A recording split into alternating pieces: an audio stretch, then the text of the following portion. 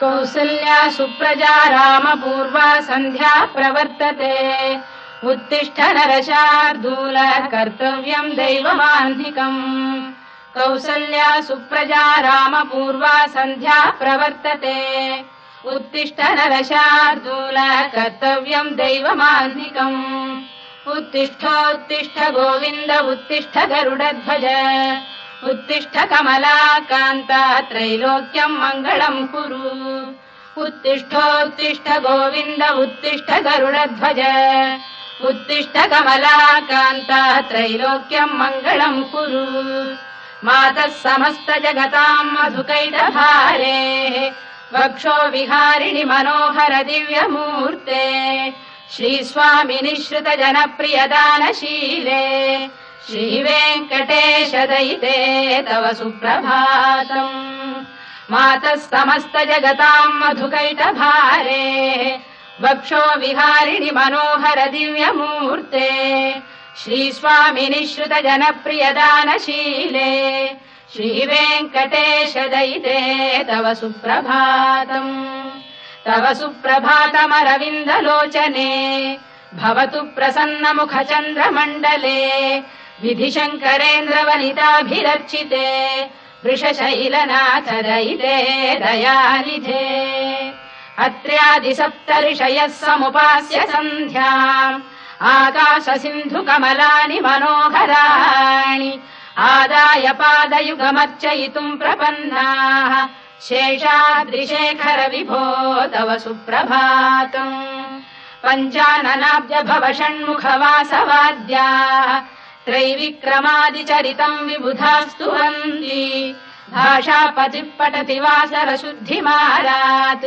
शेषाद्रिशेखर विभो तव सुप्रभातम्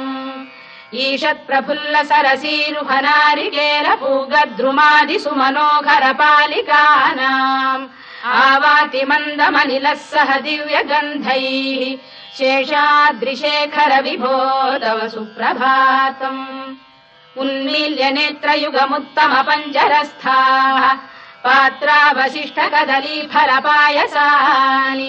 भुक्त्वा सलीलमथकेलिशुकाः पठन्ति शेषाद्रिशेखर विभो तव सुप्रभातम् तन्त्री प्रकर्ष मधुरस्वनया विपञ्च गायत्यनन्दचरितम् तव नारदोऽपि भाषा समग्रमसहृत्करचार रम्यम् शेषाद्रिशेखर विभो तव सुप्रभातम् भृङ्गावळी च मकरन्दरसानुविद्ध झङ्कारगीत निनदैः सह सेवनाय वीर्यात्युपान्त सरसी कमलोदरेभ्यः शेषाद्रिशेखर विभो तव सुप्रभातम् योषा गणेन वरदध्नि विमथ्यमाने घोषालयेषु दधिमन्थन तीव्र घोषाः रोषात् कलिम् विदधते ककुभश्च कुम्भाः शेषाद्रिशेखर विभो तव सुप्रभातम् पद्मेश मित्र शतपत्र गतालिवर्गाः हर्तुम् श्रियम् कुवलयस्य निजाङ्गलक्ष्म्या भेरी निनादमिव बिभ्रति तीव्रनादम् शेषाद्रिशेखर विभो तव सुप्रभातम् श्रीमन्नभीष्टवरदाखिल लोकबन्धो श्री श्रीनिवास जगदेक दयैक सिन्धो श्रीदेवतागृह भुजान्तल दिव्यमूर्ते श्रीवेङ्कटाचलपते तव सुप्रभातम् श्रीमन्नभीष्टवरदाखिल लोकबन्धो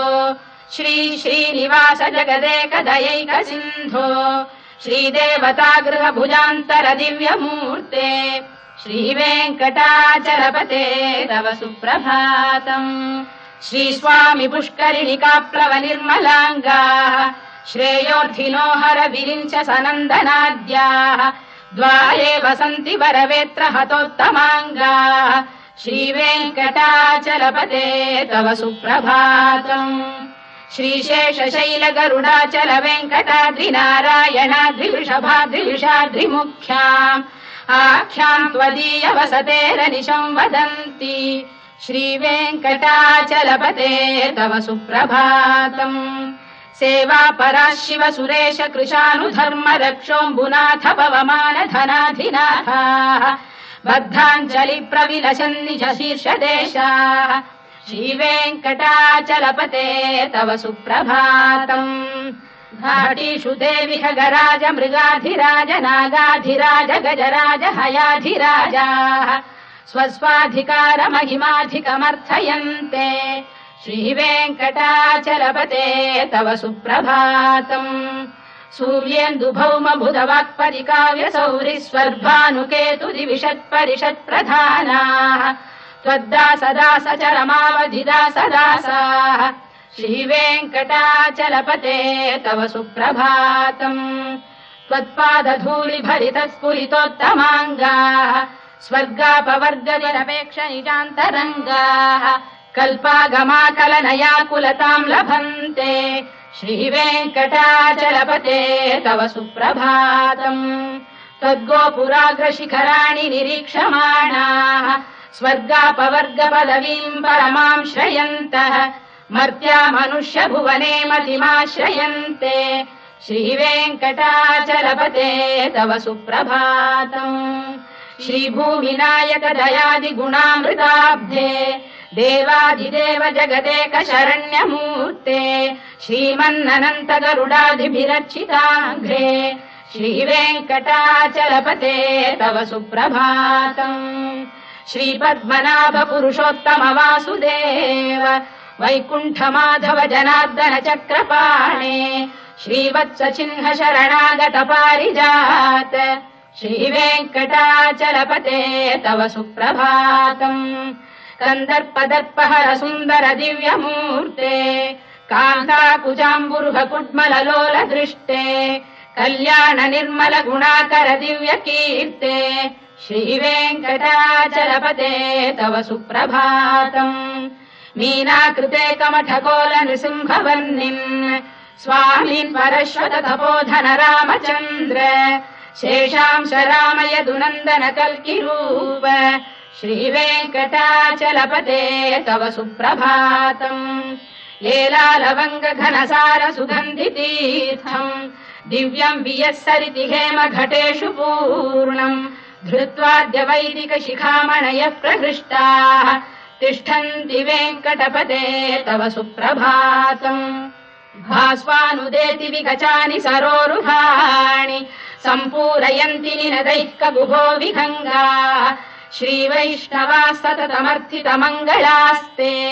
धामाश्रयन्ति तव वेङ्कट सुप्रभातम् ब्रह्मादयः सुरवराः समहर्षयस्ते सन्तः सनन्दन मुखास्तव योगिवर्याः धामान्तिके तव हि मङ्गलवस्तु हस्ताः श्रीवेङ्कटाचलपते तव सुप्रभातम् लक्ष्मीनिवास निरवद्य गुणैक सिन्धो संसार सागर समुत्तरणैकसेतो वेदान्त वेद्य निज वैभव भक्त भोग्य श्रीवेङ्कटाचलपते तव सुप्रभातम् लक्ष्मीनिवास निरवद्य गुणैक सिन्धो संसार सागर समुत्तरणैकसेतो वेदान्त वेद्य निज वैभव भक्त भोग्य श्रीवेङ्कटाचलपते तव सुप्रभातम् इत्थम् वृषाचलपतेरिह सुप्रभातम् ये मानवाः प्रतिदिनम् पठितुम् प्रवृत्ताः तेषाम् प्रभात समये स्मृतिरङ्गभाजाम् प्रज्ञाम् परार्थसुलभाम् परमाम् प्रसूते इत्थम् वृषाचलपतेरिह सुप्रभातम्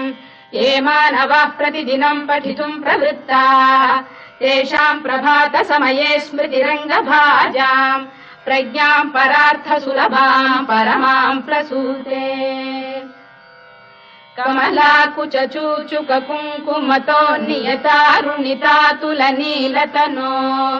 कमलायतलोचन लोकपते विजयी भव वेङ्कटशैलपते कमलाकुच चूचुक कुङ्कुमतो नियतारुणितातुलनीलतनो कमलायतलोचन लोकपते विजयी भव वेङ्कटशैलपते सचतुर्मुख षण्मुख पञ्चमुख प्रमुखाखिल दैवत मौलिमणे शरणागतवत्सलसारनिधे परिपालय मां वृषशैलपते अतिवेलतया तव दुर्विषहैरनुवेलकृतैरपराधशतैः हरितम् त्वरितम् वृषशैलपते परया कृपया परिपाहि हरे अधिवेङ्कटशैलमुदारमतेर्जनदाभिमताधिकदानरतात् परदेवतया गदितान्निगमै कमलादयितान्न परम् कलये कलवेणुरवावशगोपवधू शतकोटिवृता स्मरकोटिसमात् प्रतिवल्लविकाभिमतात् सुखदात् वसुदेवसुतान्न परम् कलये अभिराम गुणाकरदाशरथे जगदेकधनुर्धर धीरमते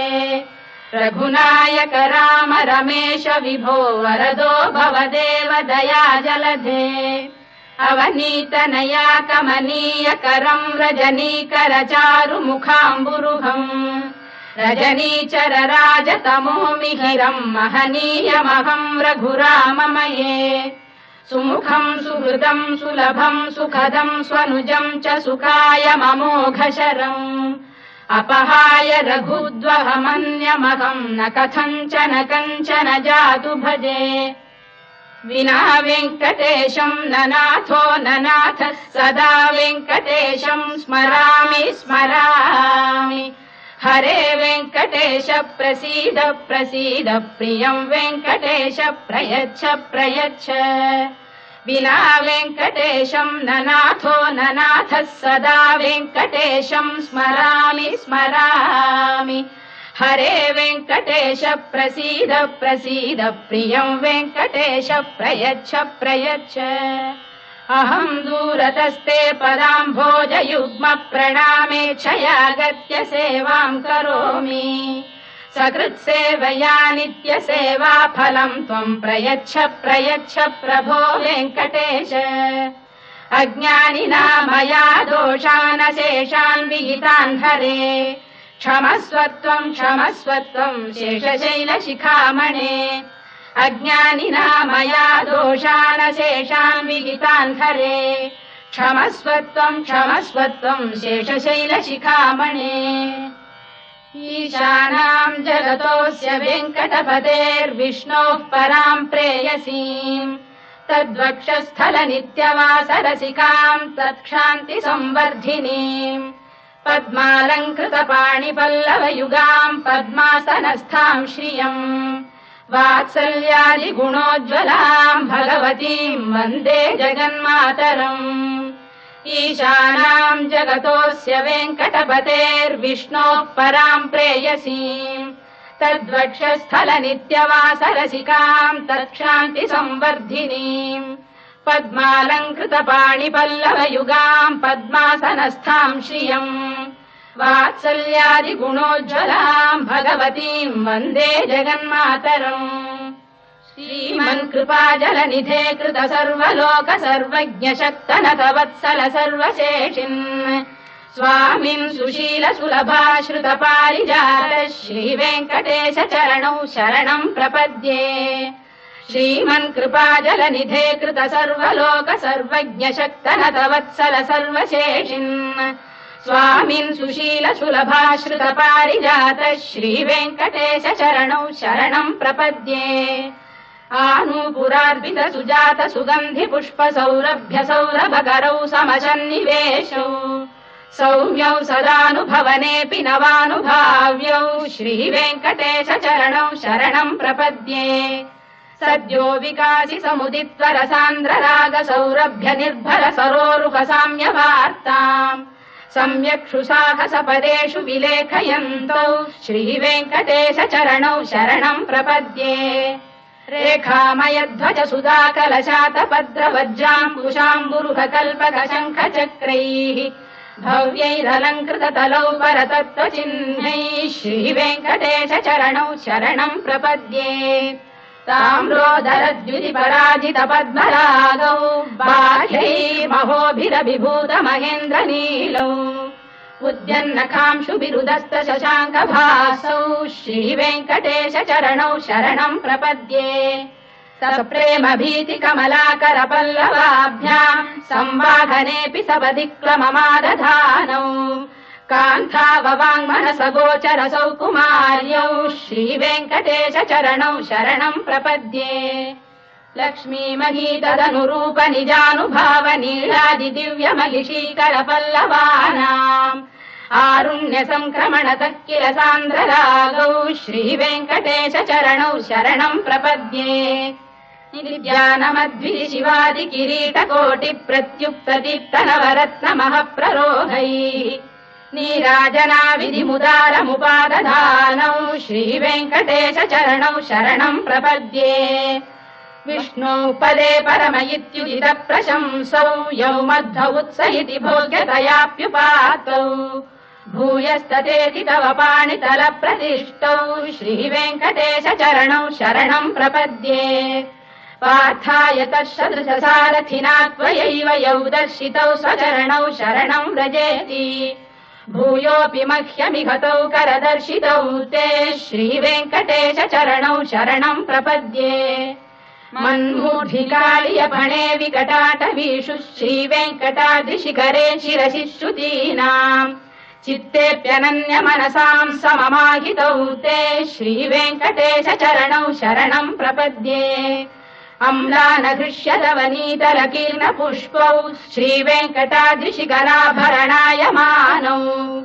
आनन्दिताखिल मनोनयनौ तवैतौ श्रीवेङ्कटेश चरणौ शरणम् प्रपद्ये प्रायः प्रपन्न जनता प्रथमावगाह्यौ मातुस्तनाविव शिशोरमृतायमानौ प्राप्तौ परस्पर तुलामतुलान्तरौ ते श्रीवेङ्कटेश चरणौ शरणम् प्रपद्ये सत्त्वोत्तरैः सतत सेव्य पदाम्बुजेन संसारतारकदयार्द्रदृगञ्चलेन सौम्योपयन्तृमुनिना मम दर्शितौ ते श्रीवेङ्कटेश चरणौ शरणम् प्रपद्ये